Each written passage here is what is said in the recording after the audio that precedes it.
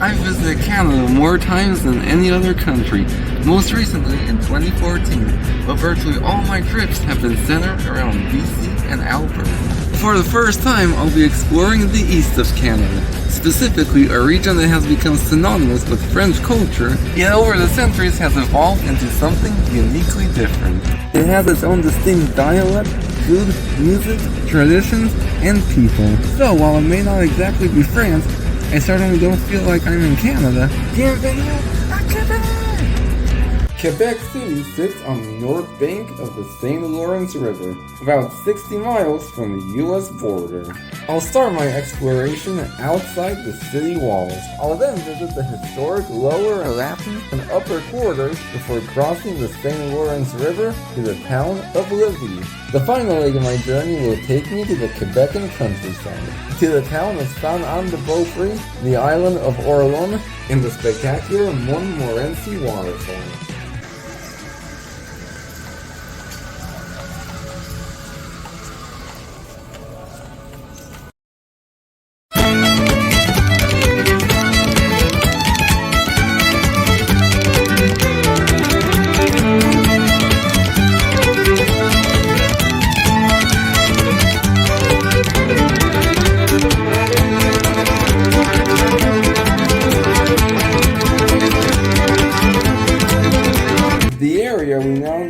Quebec City was first settled in October of 1535, after French explorer Jacques Cartier became the first European to sail up the St. Lawrence River. He named the region after the local Iroquois word for village, Kanata. But it wasn't until 1608 that another Frenchman by the name of Samuel de Champlain officially founded the city of Quebec, whose name is derived from a local Algonquin word meaning where the river narrows, and thus a new chapter of North American history began. Quebec became the capital of New France and quickly blossomed into one of the most influential cities of the French Empire. A lot of what we see today, however, was restored in the 19th century, the result of a tumultuous history of war and fire. Thanks to its unique character, the Old Quarter was declared an UNESCO World Heritage Site in 1985. Today, Canada's second oldest city ranks as the safest and most beautiful in North America. And its one-of-a-kind blend of European and modern Canadian culture makes it one of Canada's top year-round travel destinations.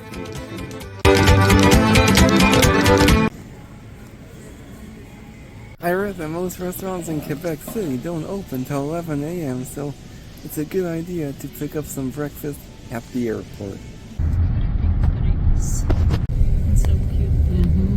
Here is, we call it our small Champs-Élysées, same Paris, you know.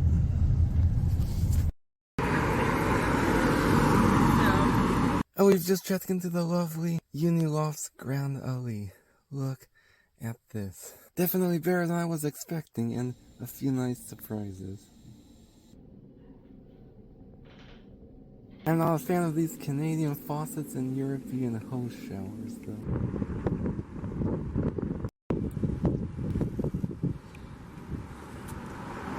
All around the city you can find these murals depicting Quebec City history and everyday life. And they always include the most important figures in Quebecois history. Your first visit to Quebec City. Welcome to Quebec City. Welcome to our Observatoire de la Capitale. Do you speak a little bit French? Yeah, a little, a few words. Bonjour, je t'aime. Parfait, madame, parfait. Je parle non français juste un peu. It's enough. Thank you. It's very, very good. So, our observatory is the highest building in Quebec City, 221 meters. Here, the best and the highest view of Quebec City. A great place to get a lay of the land is to head up to the top of the city's highest skyscraper and survey the city from the Observatoire de Capitale.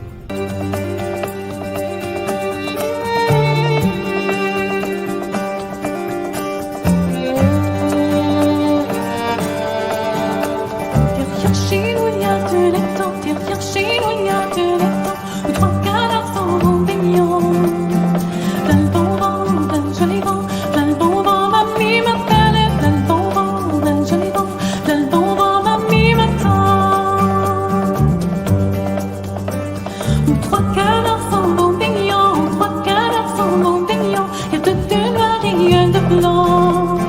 V'là le bon vent, v'là le joli vent, v'là le bon vent, mamie m'appelle, v'là le bon vent, v'là le joli vent, v'là le bon vent, mamie m'attend.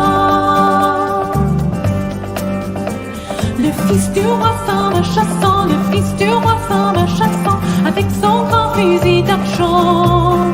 V'là le bon vent, v'là le joli vent, v'là le bon vent, mamie m'appelle, v'là le bon vent, v'là le joli vent, v'là le bon vent, mamie m'attend.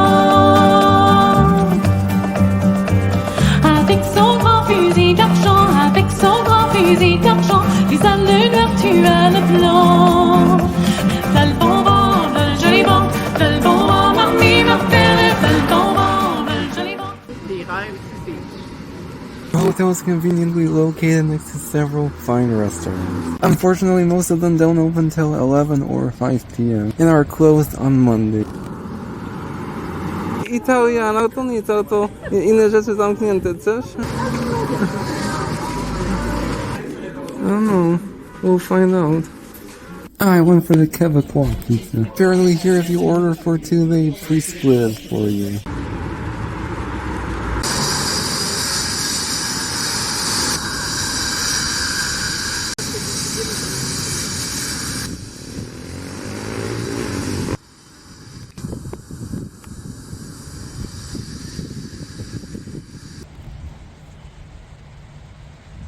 Quebec City also happens to be the provincial capital of Quebec, and it was in this building that in 1884 the Legislative Assembly first met, despite the building actually not being completed until 2 years later. The building is adorned with 22 statues of some of the most influential figures in the country's history.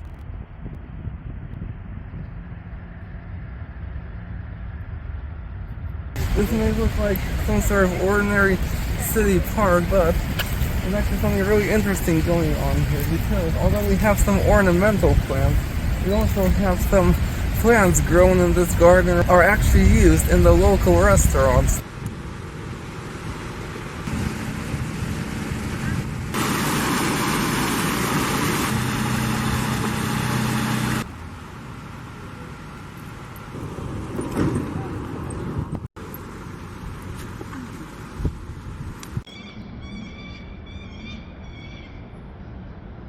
Whenever you're visiting a new city, especially one with a foreign language, it's always good to have a guidebook and phrase book with you, but occasionally you end up forgetting them. But if you forget one when coming to Quebec City, that's okay, because you can just check one out here at the public library.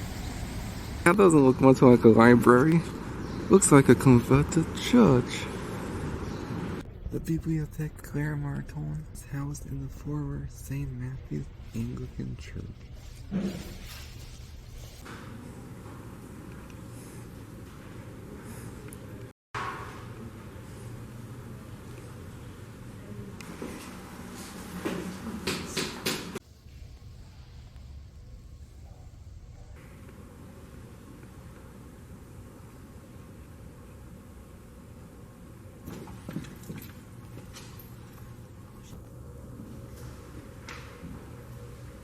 C S V Q.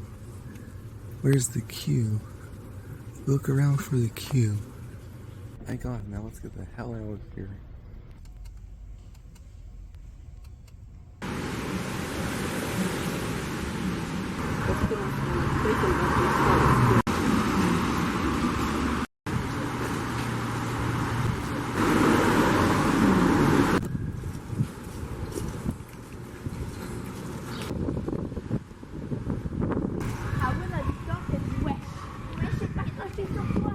Behind me is the Church of Joan Baptiste. John the Baptist in English.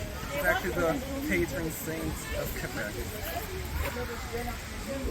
The current church we see was built in 1884 from 7 different types of Italian marble. And it replaced an earlier church from 1847 that was destroyed in a fire in 1881.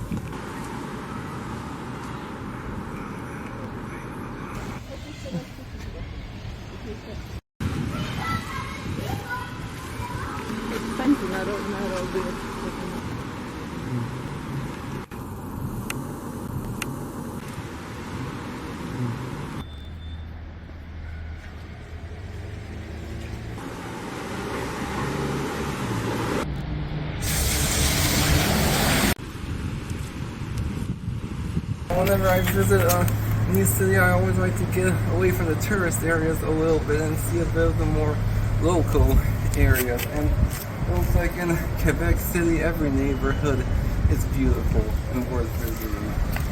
Now, in many parts of the world, you have to be cautious and a bit hesitant about venturing away from the tourist areas, but Quebec City actually has the lowest crime rate of any major city in North America, so here there really are no bad neighborhoods, so it's safe to explore areas like this.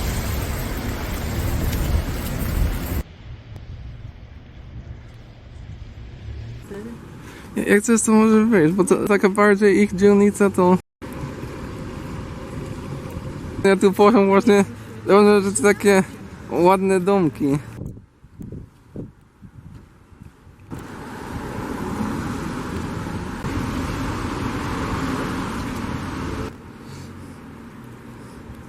A la Fabrique du Vin, wine factory, sounds like.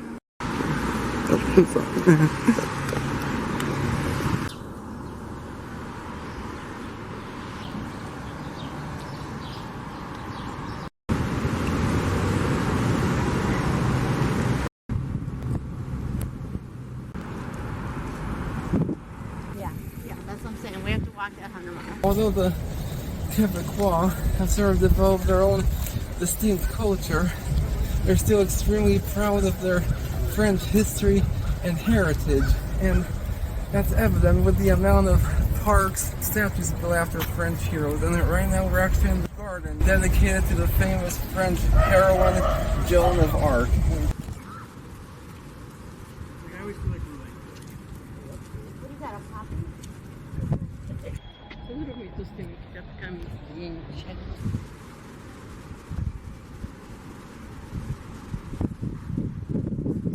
No, it's okay.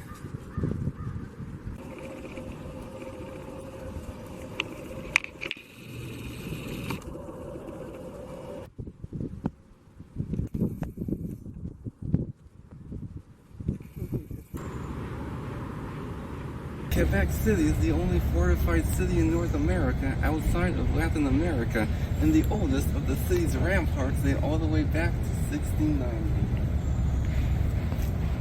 Though the ramparts would pass their first test against an invading British army that same year, the French quickly realized they must be expanded and reinforced with redoubts and city gates. At the same time, however, the French saw no need to invest in a proper citadel, a decision which they would ultimately regret. Yeah, this is interesting. You're probably wondering why I'm standing in the middle of a field covered with dandelions and weeds. That's because this seemingly ordinary field was the site of the most pivotal moment in Quebecan history. It was here on the Plains of Abraham that on September 13, 1759, during the 7 Years' War, British troops under the command of Captain James Wolfe, despite suffering more casualties, captured Quebec City from the French.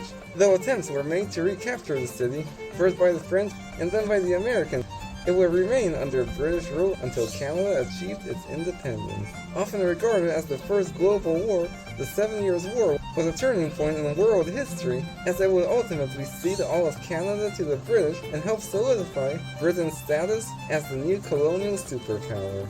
Still to this day, it remains part of the British Commonwealth, but it's a little bit ironic because it turns out that the French had the last laugh and were somewhat victorious after all, because today, while the rest of Canada remains largely under English influence, Quebec City has still preserved its French culture and heritage. Because, in true French fashion, although they may have surrendered their city, they refuse to surrender their culture.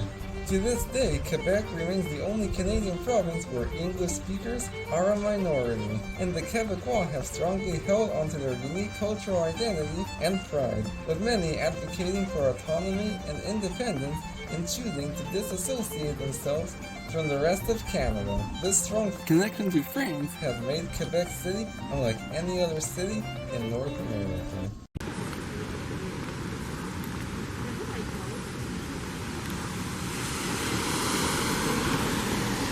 Their own ramparts will ultimately be extended and strengthened, and used against them by their biggest enemy, the British. During this time, the time of the British occupation, the British would actually close these city gates at night to restrict travel between the city and outlying areas, which disrupted trade and hampered the city's development. When the British troops left in 1871, the gate doors were removed to allow traffic to flow freely. Once in danger of being torn down, today they stand beautifully preserved thanks to the effort of Canadian Governor-General Lord Dufferin and an Irish architect specializing in the reconstruction of medieval military structures. Today, these ramparts run for a length of about 3 miles around the entire city.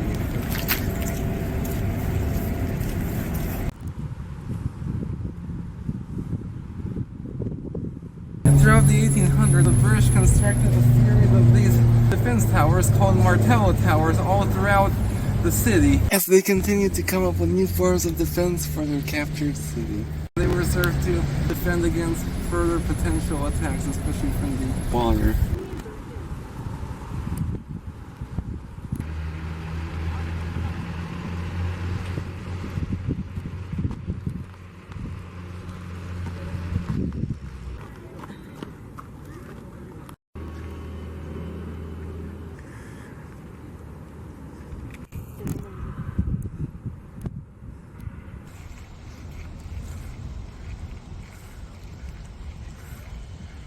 It seemed that the British had their hold on Quebec City comfortably secured.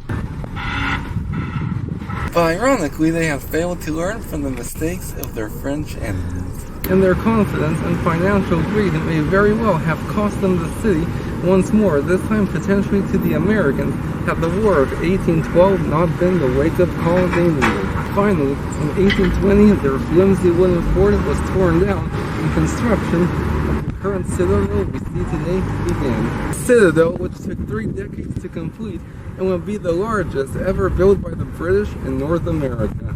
Though it may have come too little too late, as the fort never fired a single shot in anger. It has, however, become one of the most iconic landmarks in all of Quebec City. Today, the complex contains the residence of Canada's monarch King Charles III and the General Governor, as well as the oldest military building in Canada.